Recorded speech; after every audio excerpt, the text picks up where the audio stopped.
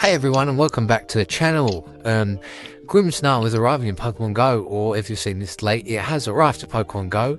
With all the new wild events, it's been amazing. Got some really good shinies, but we're here today to talk about the new PvP analysis. So, looking at Grimmsnarl's current stats, attack in the Great League is 137 with a defense of 91, HP 132, the highest stat through IVs and best friend training. You look at 137 high stats still in the attack, 90 on the defense, which is a bit weird since 91 is not, and the health will be 133, so it's a little minor to help. On the Ultra League, we're looking at 175 attack, defense 116, HP 174 stats, which is really strong. So first we want to point out the typing because it's completely unique in Pokemon Go currently, and Grimmsnarl and its pre-evolution that are only dark fairy types currently in the game.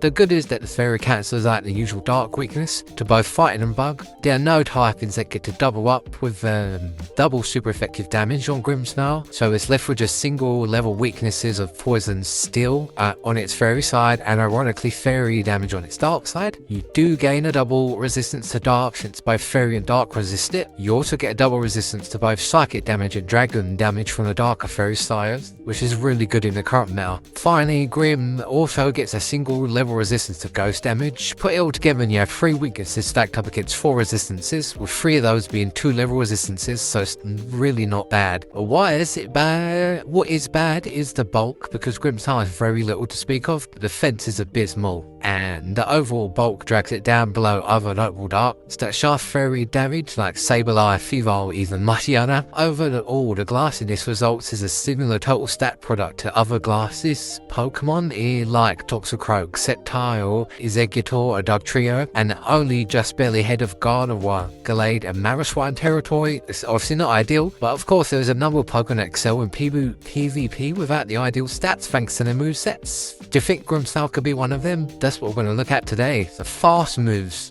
Sucker Punch, Bite, Low Kick is what Grimmsnarl gets. Probably Sucker Punch is the strongest here with a really low cooldown, and it does a lot of damage. They're all tough decisions. To go Low Kick for coverage, Bite for the higher same type attack bonus, or Sucker Punch, a move that blows them both away in basically every way. It's actually one of the easiest decisions either. It's easy, you just go with Sucker Punch. Straight up, there's no other option really. Charge moves, we're looking at Power Up Punch, Foul Play, Dark Pulse, and Play Rough. It's actually pretty easy too. Foul Play is basically a must. But whilst unfortunately slightly more awkward than the perfect pairing of Sucker Punch and Night Slash on Feval, every 5 Sucker Punches is exactly the 35 energy needed for Night Slash, which is really good on Feval. It only takes 1 extra fast move as opposed to Dark Pulse, which requires 2 more. The pacing is just much better with Foul Play, and the pressure offers is critical for a low bulk Pokemon like Grimmsnarl. The obvious second charge move is Play Rough though. Coverage and the biggest closing power that Grimmsnarl offers. So then, is there any role for Power Up Punch? It keeps that sweet Sucker Punch 35 energy charged, move pacing, and racking up the damage of the already higher pressuring Sucker Punch can't be a bad thing. Really, can it? No, it's not really in my opinion, and I can see cases for giving it serious consideration, but as we'll see in a moment, it's usually a bit less ideal unless you know you're going to blow through multiple shields. So in the Great League, we bring it all together. I've mentioned before Feval a few times in other videos, with slightly better bulk, better pressure with Night Flash, and the same Sucker Punch from Play Rough found on Grimm. But together we get this, a solid enough PvP performance that there's still hard not to trust in open play. Grimm is a bit worse. While it can beat a handful of things that Feval cannot, including Annihilate, taking neutral damage, super effective against the counter is pretty huge, and then it can also take on Talonflame, Blast, or Stunkfish. Feval just does more, with unique own wins over Galarian, Moltres, Fearow, Scizor, and Polion, Corviknight, Clodsire. If you come up Clodsire in the PvP, you'll know it is an absolute nightmare.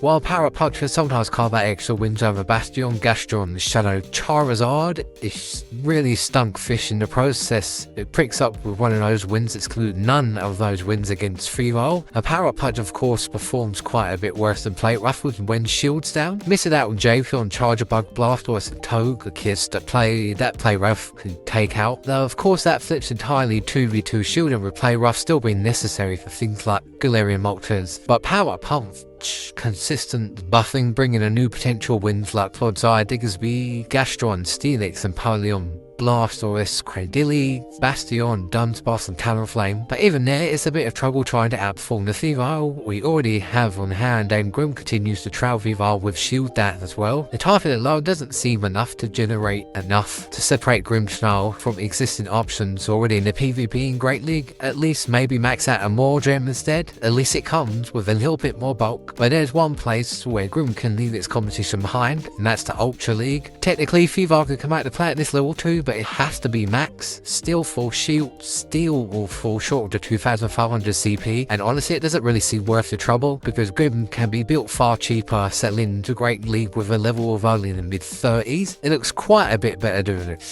Several of the standout wins should look familiar, like Corviknight, Annihilate, Glare, Moltres, Togekiss, and Blastoise, but there's some all new ones including Zygarde, Kamomo, Regidrago, and Kindra. It's not blowing the doors off the meta currently with anything, but with a nice bit of wins that I've experienced, including all the biggest dragons, Psychics, and Ghosts that Ultra League has to offer, with bonuses like Feraligatr and those others mentioned a minute ago.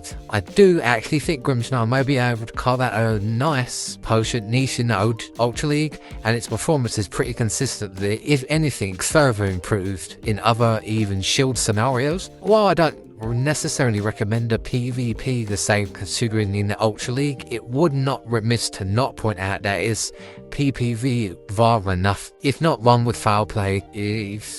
But with play rough and a combo, it gets pretty scary in 2v2 shielding matchups, and if there's something you want to try to bank on, I would go for it. In summary, it's pretty simple. Yes, get Grimmsnarl while you can on Pokemon Go. It does good enough things to be worth having on your PvP bench, particularly in Ultra League. If nothing else could prove interesting in the dark heavy limited metas.